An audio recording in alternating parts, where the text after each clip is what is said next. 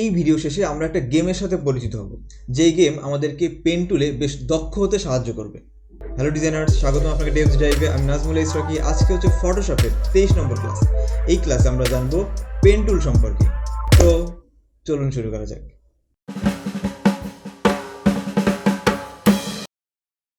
ওকে, তো আমরা Photoshop open করে নিলাম এবং এখানে দেখতে পাচ্ছি পেন টুল। আর এই পেন টুলের শর্টকাট কি হচ্ছে পি। কিবোর্ডে পি প্রেস করলে, এটাকে আমরা ডিলিট করে দিই, কিবোর্ডে পি প্রেস করলে দেখতে পাচ্ছি পেন টুল অ্যাক্টিভ হয়েছে। ওকে, এবার এই পেন টুলের অনেকগুলো টুল রয়েছে। Free from pen tool, curvature pen tool, add anchor point, delete anchor point এবং কনভার্ট পয়েন্ট টুল। তো এগুলো সম্পর্কে আমরা জানবো। প্রথমে আমরা পেন টুল সম্পর্কে জানি। তো পেন টুল আসলে কি? পেন টুল ইউজ করা হয়, পেন টুলকে বলা যায় আসলে সিলেকশন ক্যাটাগরির একটা টুল। তো এবার দেখবো আসলে এবার আমরা দেখবো আসলে পেন টুল কিভাবে কাজ করে। তো আমরা জাস্ট কার্সারকে যে কোনো ক্যানভাসের যে কোনো জায়গায় রেখে যদি একটা ক্লিক করি, তাহলে দেখতে পাচ্ছি একটা ব্লু বক্স বা একটা ব্লু পয়েন্ট চলে আসছে। ওকে, তো এই ব্লু বক্স বা এই ব্লু পয়েন্ট এটা আসলে কি? এটা হচ্ছে একটা অ্যাঙ্কর পয়েন্ট। ওকে, তো এই অবস্থায় কার্সারকে যে কোনো জায়গায় রেখে যদি আরেকটা ক্লিক করি, তাহলে দেখতে পাচ্ছি আরেকটা অ্যাঙ্কর পয়েন্ট তৈরি হয়েছে এবং এই প্রথম অ্যাঙ্কর পয়েন্ট এবং শেষ অ্যাঙ্কর পয়েন্ট কিন্তু একটা লাইন দ্বারা মিলিত হয়েছে। ওকে, এবার আমরা দেখতে পাচ্ছি এই ব্লু বক্সটা কিন্তু এখানে শেষ যে অ্যাঙ্কর পয়েন্টে নিয়েছি, অর্থাৎ শেষ যেখানে আমরা ক্লিক করেছি সেই অ্যাঙ্কর পয়েন্ট এবং প্রথম অ্যাঙ্কর পয়েন্টের মধ্যে কিছু তফাৎ দেখতে পাচ্ছি। পুরো বক্সটাই কিন্তু ব্লু কালার দ্বারা ফিল করা রয়েছে এবং এই যে প্রথম অ্যাঙ্কর পয়েন্টের ভেতরটা কিন্তু খালি রয়েছে। এর মানে এই যে অ্যাঙ্কর পয়েন্টটা ভর্তি রয়েছে, অর্থাৎ যেই বক্সটা কালার দ্বারা ফিল করা, ওই অ্যাঙ্কর পয়েন্টটা সিলেক্টেড এবং আমরা যেখানেই ক্লিক করব এই অ্যাঙ্কর পয়েন্ট থেকে সেখানে লাইন চলে যাবে এবং সর্বশেষ যে অ্যাঙ্কর পয়েন্ট, ওই অ্যাঙ্কর পয়েন্টটা অ্যাক্টিভ থাকবে, অর্থাৎ এই অ্যাঙ্কর পয়েন্টটা ব্লু দ্বারা ফিল থাকবে। তো এখান থেকে আমরা এইভাবে যদি কয়েকটা অ্যাঙ্কর পয়েন্ট নিই এবং এখন যদি আমরা জাস্ট বুঝতে চাই যে আমরা সর্বশেষ কোন অ্যাঙ্কর পয়েন্ট নিয়েছি, এটা বোঝার জন্য দেখতে হবে যেই বক্সটা, অর্থাৎ যেই অ্যাঙ্কর পয়েন্ট ব্লু দ্বারা ফিল করা রয়েছে, সেই অ্যাঙ্কর পয়েন্টটা হচ্ছে সর্বশেষ অ্যাঙ্কর পয়েন্ট এবং বাকি অ্যাঙ্কর পয়েন্টগুলো কিন্তু পূর্বের অ্যাঙ্কর পয়েন্ট। এজন্য এই বক্সগুলোর ভেতরে ফাঁকা রয়েছে। তো এভাবে আমরা যতক্ষণ ক্লিক করব ততক্ষণ কিন্তু নতুন অ্যাঙ্কর পয়েন্ট তৈরি হবে এবং নতুন নতুন লাইনও তৈরি হবে। এবার প্রথম অ্যাঙ্কর পয়েন্ট হচ্ছে এটা। তো এই প্রথম অ্যাঙ্কর পয়েন্টের সাথে প্রথম অ্যাঙ্কর পয়েন্টের উপরে কার্সার আনতেই দেখতে পাচ্ছি কার্সারের নিচে একটা জিরো সাইন চলে আসছে। ওকে, তো এখান থেকে জাস্ট আমরা এভাবে ক্লিক করি এই প্রথম অ্যাঙ্কর পয়েন্টের উপরে কার্সার রেখে, তাহলে দেখতে পাচ্ছি এটা কিন্তু মিলে গিয়েছে। ওকে, এবার আমরা বাইরে ক্লিক করলে কিন্তু এখান থেকে আর নতুন কোনো লাইন তৈরি হবে না, কারণ প্রথম অ্যাঙ্কর পয়েন্ট এবং শেষ অ্যাঙ্কর পয়েন্ট একই বিন্দুতে মিলিত হয়েছে। এবার চাইলে আমরা নতুন করে অ্যাঙ্কর পয়েন্ট নিয়ে এভাবে কোনো একটা অবজেক্ট তৈরি করতে পারি। ওকে, এবার এটাকে আমরা ডিলিট করে দেই। তো আমরা দেখলাম যে আসলে পেন টুলের মাধ্যমে কিভাবে একটা লাইন নিতে হয়। ওকে, এভাবে চাইলে আমরা সোজা লাইনগুলো নিতে পারি। এবার আমরা দেখব পেন টুলের মাধ্যমে কিভাবে একটা কার্ভ লাইন নেওয়া যায়, অর্থাৎ একটা বাঁকা একটা লাইন কিভাবে তৈরি করা হয়। এজন্য এখান থেকে আমরা একটা অ্যাঙ্কর পয়েন্ট নিলাম, নির্দিষ্ট দূরত্বে আরেকটা অ্যাঙ্কর পয়েন্ট নিলাম। এবার এই নির্দিষ্ট দূরত্বে অ্যাঙ্কর পয়েন্ট নিয়ে, অর্থাৎ এখানে ক্লিক করে জাস্ট মাউসের লেফট বাটন চেপে রেখে যদি নিচের দিকে ড্র্যাগ করি, তাহলে দেখতে পাচ্ছি এই লাইনটা কিন্তু কার্ভ হচ্ছে এবং এই অ্যাঙ্কর পয়েন্টের দুই দিকে দুইটা হ্যান্ডেল তৈরি হচ্ছে। দুইটা হ্যান্ডেল তৈরি হয়েছে এবং হ্যান্ডেল দুটো কিন্তু বড় এবং ছোট হচ্ছে, অর্থাৎ যত আমরা কার্ভ করব হ্যান্ডেল দুটো তত বড় হবে, আর এই কার্ভ যত কম হবে হ্যান্ডেল তত ছোট হবে। এখানে কার্সর রেখে যদি একটা ক্লিক করি, তাহলে দেখতে পাচ্ছি ঠিক এখান থেকে একটা কার্ভ লাইন তৈরি হয়েছে। এবার জাস্ট এখানে আমরা এই স্টার্টিং পয়েন্টে আমরা এটাকে মিলিয়ে দিই। এই শেপের বাইরের যে অংশ রয়েছে, এই বাইরের অংশে আমরা কার্সর আনতেই দেখতে পাচ্ছি একটা প্লাস সাইন চলে আসে এখানে। এই প্লাস সাইনের মানে হচ্ছে এখানে যদি আমরা একটা ক্লিক করি, তাহলে এখানে একটা নতুন অ্যাঙ্কর পয়েন্ট চলে আসবে। আবার এখানে কার্সর আনতেই দেখতে পাচ্ছি এখানে একটা প্লাস সাইন চলে আসে। এই প্লাস সাইনের মানে হচ্ছে এখানে একটা নতুন অ্যাঙ্কর পয়েন্ট যুক্ত হবে, অর্থাৎ আমরা যদি চাই এখানে একটা অ্যাঙ্কর পয়েন্ট যোগ করতে পারবো। এভাবে আমরা চাইলে একটা অ্যাঙ্কর পয়েন্ট যোগ করে দিতে পারি। আবার এই অ্যাঙ্কর পয়েন্টগুলোর উপরে কার্সর নিতেই আমরা দেখতে পাচ্ছি এখানে কিন্তু একটা মাইনাস সাইন চলে আসছে। যেখানে অ্যাঙ্কর পয়েন্ট নাই সেখানে কার্সর নিলে প্লাস সাইন শো করবে, অর্থাৎ এখানে আমরা যোগ করতে পারবো অ্যাঙ্কর পয়েন্ট। আর যেখানে অ্যাঙ্কর পয়েন্ট আছে সেই অ্যাঙ্কর পয়েন্টের উপরে কার্সর নিলে মাইনাস সাইন শো করবে, অর্থাৎ এখান থেকে আমরা অ্যাঙ্কর পয়েন্টগুলো এভাবে চাইলে ক্লিক করেই ডিলিট করে দিতে পারবো। এখানে মাইনাস সাইন আসার কারণ হচ্ছে এই অ্যাঙ্কর পয়েন্টের উপরে তো আমরা নতুন করে অ্যাঙ্কর পয়েন্ট নিতে পারবো না, চাইলে আমরা জাস্ট এই অ্যাঙ্কর পয়েন্টটাকে ডিলিট করতে পারবো। এজন্য এই অ্যাঙ্কর পয়েন্টের উপরে কার্সর আনতেই এর নিচে একটা মাইনাস সাইন চলে আসে, যেটাকে আমরা জাস্ট এখানে ক্লিক করলেই এটা কিন্তু ডিলিট হয়ে যাবে, এই অ্যাঙ্কর পয়েন্টটা কিন্তু ডিলিট হয়েছে। এবার এখানে দেখতে পাচ্ছি হ্যান্ডেল বার রয়েছে। ওকে, এখানে অল্ট বাটন প্রেস করতে, তো এখান থেকে যদি আমরা এই কনভার্ট পয়েন্ট টুল সিলেক্ট করি, ওকে, তো কনভার্ট পয়েন্ট টুল সিলেক্ট করে তো এখানে জাস্ট ক্লিক করে যদি আমরা এভাবে ড্র্যাগ করি ভেতরের দিকে, তাহলে দেখতে পাচ্ছি হ্যান্ডেল মুভ করার মাধ্যমে এখান থেকে কিন্তু এই লাইনটাকে আমরা কার্ভ করে দিয়েছি। আবার এখান থেকে চাইলে আমরা এই লাইনটাকে এইভাবে কার্ভ করে দিতে পারি। তো এই কনভার্ট পয়েন্ট টুলের আসলে কাজ কি? কনভার্ট পয়েন্ট টুলের কাজ হচ্ছে কনভার্ট করা। এটাকে জাস্ট এভাবে ড্র্যাগ করলে একটা হ্যান্ডেল বার তৈরি হবে। আবার যদি উল্টাভাবে আমরা ড্র্যাগ করি তাহলে দেখতে পাচ্ছি অপোজিট দিকে এটা কিন্তু কাজ করছে। ওকে, সিটিএল জেড চেপে পূর্বের অবস্থায় ফিরে আসি। কনভার্ট পয়েন্ট টুল সিলেক্ট করে অ্যাঙ্কার পয়েন্টের উপরে কার্সর রেখে জাস্ট ড্র্যাগ করলে এটা কিন্তু কার্ভ হবে।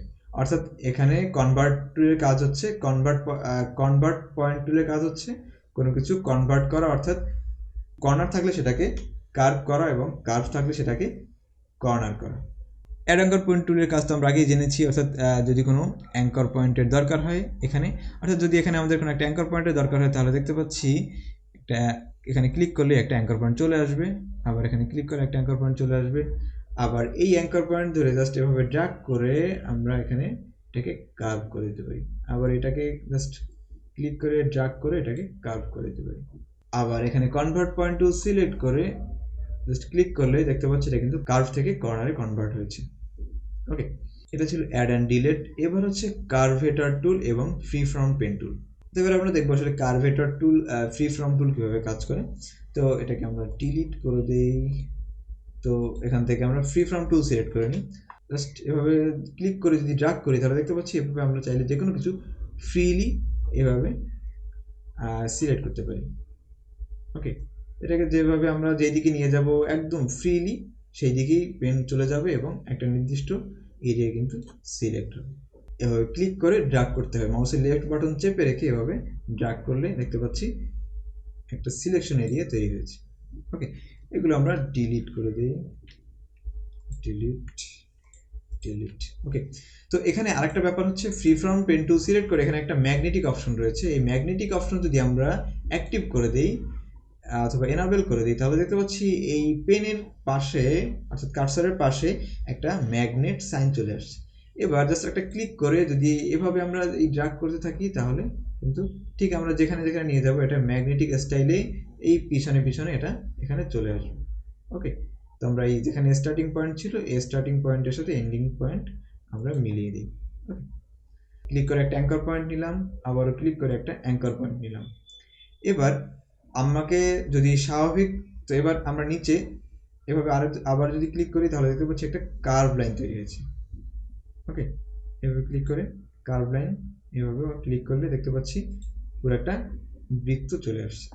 তো এটা যদি আমরা এই পেন টুলের মাধ্যমে নিতাম তাহলে আমাকে এখানে ক্লিক করে অ্যাঙ্কর পয়েন্ট নিতে হতো। প্রথমে এভাবে একটা অ্যাঙ্কর পয়েন্ট নিয়ে আবারও ক্লিক করে একটা অ্যাঙ্কর পয়েন্ট নিয়ে মাউসের লেফট বাটন চেপে রেখে ড্র্যাগ করে একটা কার্ভ লাইন নেওয়া লাগতো। এরপরে এবার আবারও এভাবে কার্ভ করে করে একটা বৃত্ত তৈরি করা লাগতো। কিন্তু এই কার্ভেটর টুলের মাধ্যমে, এটাকে আমরা ডিলিট করে দিই, কার্ভেটর পেন টুলের মাধ্যমে জাস্ট অটোমেটিকলি আমরা একটা বৃত্ত নিতে পারি খুব সহজেই। ওকে, তো এই কার্ভেটর টুল এখান থেকে আমরা চাইলে এর স্ট্রোক কিন্তু বাড়িয়ে দিতে পারি। ওকে, দেখতে পাচ্ছি এর স্ট্রোক বৃদ্ধি পাচ্ছে। যেমন আমরা পেন টুলের মাধ্যমে একটা বক্স নিব এখানে বা একটা ত্রিভুজ নিলাম, দেখতে পাচ্ছি এখান থেকে ফিল কালার চাইলে আমরা চেঞ্জ করে দিতে পারি। ওকে, তো এই ফিল কালার আমরা রেড করে দেই। এরপরে হচ্ছে স্ট্রোক, তো স্ট্রোক কালার আমরা চাইলে চেঞ্জ করে দিতে পারি। স্ট্রোক কালার আমরা ইয়েলো করে দেই এবং এখান থেকে স্ট্রোক এভাবে ড্র্যাগ করলে ডান দিকে ড্র্যাগ করে দেখতে পাচ্ছি স্ট্রোক পয়েন্ট বৃদ্ধি পাবে। অথবা চাইলে এখান থেকে আমরা যদি 50 দিয়ে দিই, দেখতে পাচ্ছি স্ট্রোক পয়েন্ট কিন্তু 50 হয়েছে। এরপরে এখানে রয়েছে স্ট্রোক অপশনস। তো এই স্ট্রোক অপশনসগুলো হচ্ছে, আচ্ছা এটাকে আমরা একটু এই পাশে নিয়ে আসি। স্ট্রোক অপশন আসলে কি? ওকে, স্ট্রোক অপশন হচ্ছে এখান থেকে আমরা চাইলে এই ডট অপশন নিতে পারি, আবার এখানে কতগুলো ফোটা চলে আসছে। ওকে, অ্যালাইন চাইলে আমরা, এটা কিন্তু ভেতরের দিকে কাজ করে, ভেতরের দিকে রয়েছে। এবার এটাকে যদি আমরা এই মাঝখানে করে দিই, চারপাশে যে পাত রয়েছে এই পাতের মাঝ বরাবর কিন্তু চলে আসবে এই স্ট্রোক পয়েন্ট। এরপরের অপশন হচ্ছে স্ট্রোক পয়েন্ট বাইরে চলে যাবে। ওকে, তো এবার যদি আমরা এটাকে আরো বড় করি, তাহলে দেখতে পাচ্ছি এগুলো কিন্তু বেশ বড় হচ্ছে। ওকে, এই অবজেক্টের উইডথ এবং হাইট এখান থেকে আমরা পরিবর্তন করতে পারি। এই উইডথ এবং হাইট যদি আমরা চেঞ্জ করে দেই, এইভাবে চাইলে এখানে দেখতে পাচ্ছি 826 পিক্সেল রয়েছে, যেটাকে আমরা যদি 500 করে দেই। ওকে, এর হাইট আমরা এখানে দেখতে পাচ্ছি কত পিক্সেল রয়েছে, আচ্ছা 552 পিক্সেল রয়েছে, তো এটাকে আমরা 800 করে দিই। ওকে, এই যে দেখতে পাচ্ছি এটা কিন্তু 800 হাইট হয়েছে, 800 পিক্সেল। ওকে, দেখ আমরা সিটিআরএল জেড চেপে পূর্বের অবস্থায় ফিরে আসি। ওকে, অটো অ্যাড অ্যান্ড ডিলিট, এখান থেকে এই যে অটো অ্যাড অ্যান্ড ডিলিট যদি আমরা অফ করে দিই, তাহলে এখানে কার্সার রাখলে অ্যাড অ্যান্ড ডিলিটের যে অপশন সেটা কিন্তু অটোমেটিক শো করবে না। তো এখানে আমরা এটাকে অ্যাক্টিভ করে দিই, তাহলে দেখতে পাচ্ছি এখানে কার্সার রাখতেই এখানে শো করছে যে এখান থেকে কি আমাদের কোনো অ্যাঙ্কর পয়েন্ট অ্যাড করতে হবে কিনা, বা কোনো অ্যাঙ্কর পয়েন্ট ডিলিট করতে হবে কিনা, এইসব আর কি। ওকে, তো এটাকে আমরা জুম করে নিই, পেন টুলের মাধ্যমে এটাকে আমরা সিলেক্ট করি। তো এখানে একটা অ্যাঙ্কর পয়েন্ট নেই, এবার এখানে জাস্ট ক্লিক করে এভাবে ড্র্যাগ করে এখানে একটা অ্যাঙ্কর পয়েন্ট নিলাম, কার্ভ করে নিলাম এটাকে।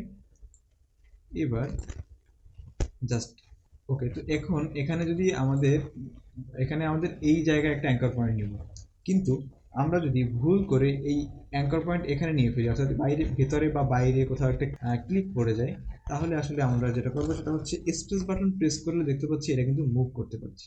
ওকে, তো আমরা স্পেস বাটন প্রেস করে এটাকে আমরা এইভাবে মুভ করে দিতে পারি।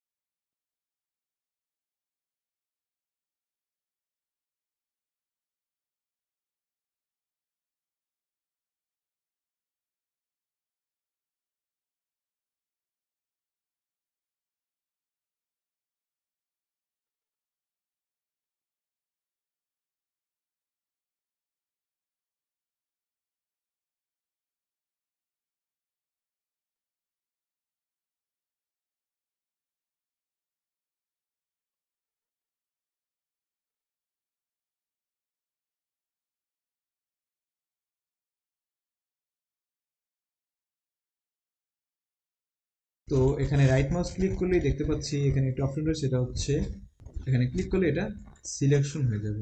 এখান থেকে চাইলে আমরা ফেদার নিতে পারি, তারপরে হচ্ছে এন্টি এলিয়াস অ্যাক্টিভ বা ডিঅ্যাক্টিভ করে দিতে পারি। ওকে, তো এটাকে আমরা জিরো ফেদার রেখে এটাকে আমরা সিলেক্ট করে দিই। এখান থেকে চাইলেও কিন্তু এটাকে আমরা সিলেকশন করে দিতে পারি।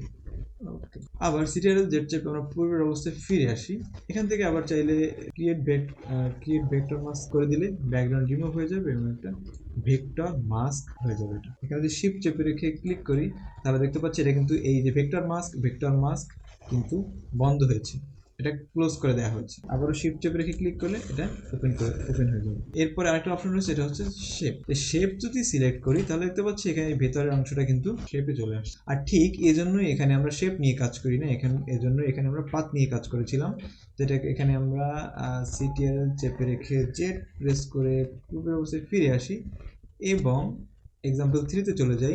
এবার এখানে যদি আমরা শেপ নিয়ে কাজ করি, তাহলে কি দেখতে পাবো, শেপ নিয়ে কাজ করলে জাস্ট ওকে। তো এবার সিলেক্ট করলে দেখতে পাচ্ছি এই ভিতরের অংশটা কিন্তু পুরো একটা শেপ চলে আসছে। ওকে, যেখানে কিন্তু একটা ফিল কালার রয়েছে। আবার এই ফিল কালারের কিন্তু আমরা ফিল কালার চাইলে এখান থেকে চেঞ্জ করতে পারি, ইয়েলো করে দিতে পারি। যাই হোক, আমরা শেপ নিয়ে কাজ করবো না এখানে।